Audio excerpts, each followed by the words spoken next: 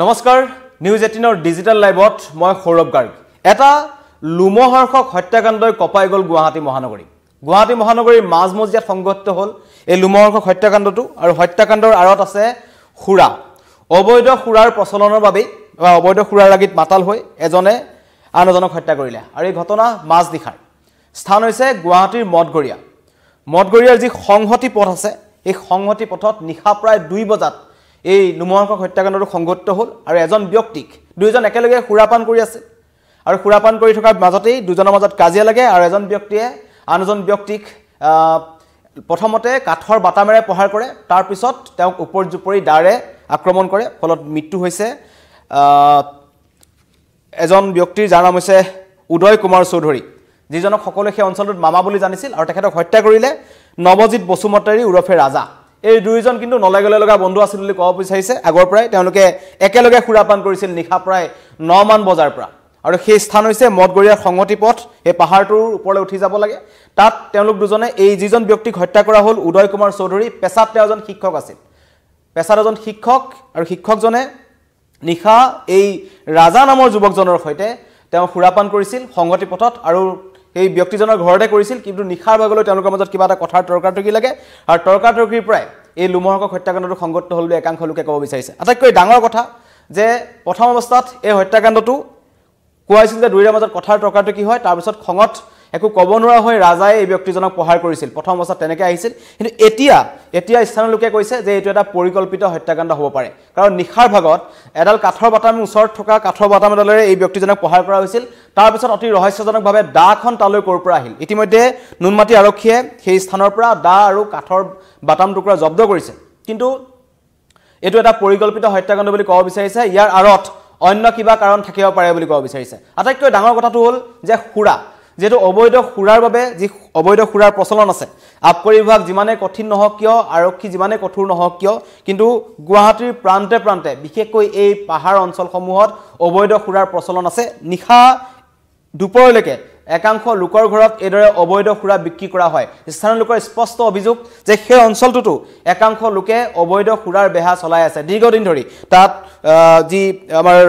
অবৈধ খুৰা বা লোকেল যি চুলাই আছে লোকেল চুলাই বা এই বিলাতী খুৰা তাত অবৈধভাৱে বিক্ৰী কৰা হয় একাংশ লোকে তাত মজুত কৰি ৰাখে আৰু সেই অঞ্চলসমূহত নিশা এপৰলৈকে একাংশ উদণ্ড যুৱকৰ কিন্তু তাত আড্ডা চলে আৰু তাৰ বাবেই এই হত্যাকাণ্ড সংঘটিত হ'ল আৰু পৰিৱেশ বিনষ্ট কৰাৰো একাংশ অভিযোগ আহিছে আৰু এই যিজন হত্যাকাৰী ৰাজা তেওঁ এজন ড্ৰাগছ আসক্ত যুৱক সেই অঞ্চলটোত দীৰ্ঘদিন ধৰি তেওঁ এনেধৰণৰ হুলস্থুলৰ পৰিৱেশৰ সৃষ্টি কৰি আহিছিল আৰু কালিও তেওঁলোকৰ স্থানীয় লোকে জনোৱা মতে 9 বজাৰ পৰা 2 যেতিয়া একেলগে খুৰাপান কৰিছিল এই উদয় কুমাৰ চৌধুৰীৰ ঘৰত তেতিয়া কিন্তু সকলো ঠিকে আছিল নিশা প্ৰায় 1 মান বজাৰ পৰা স্থানীয় লোকে হুলস্থুল শুনিছিল কাজিয়া শুনিছিল কিন্তু হেয়া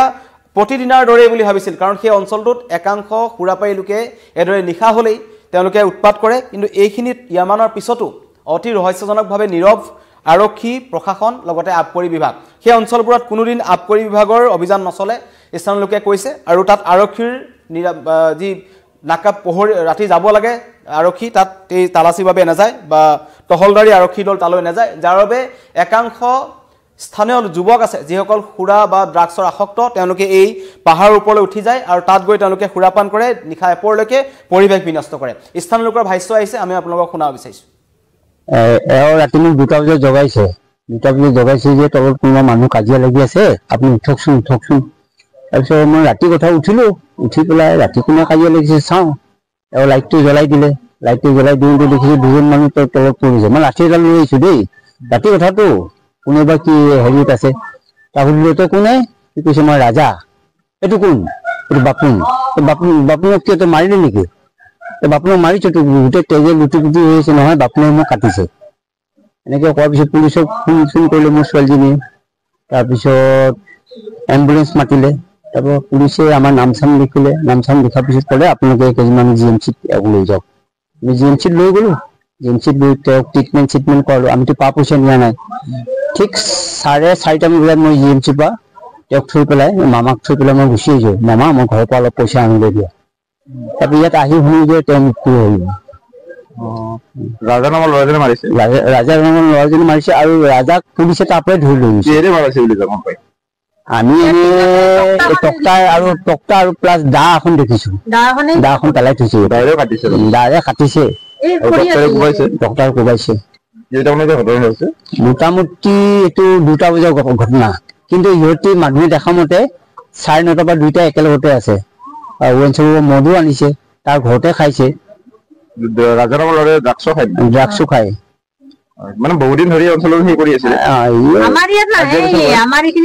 মানে দিনত সিটো বহুত ভালেই তাৰ নিচিনা ল'ৰাই নাই ঠাণ্ডা ল'ৰা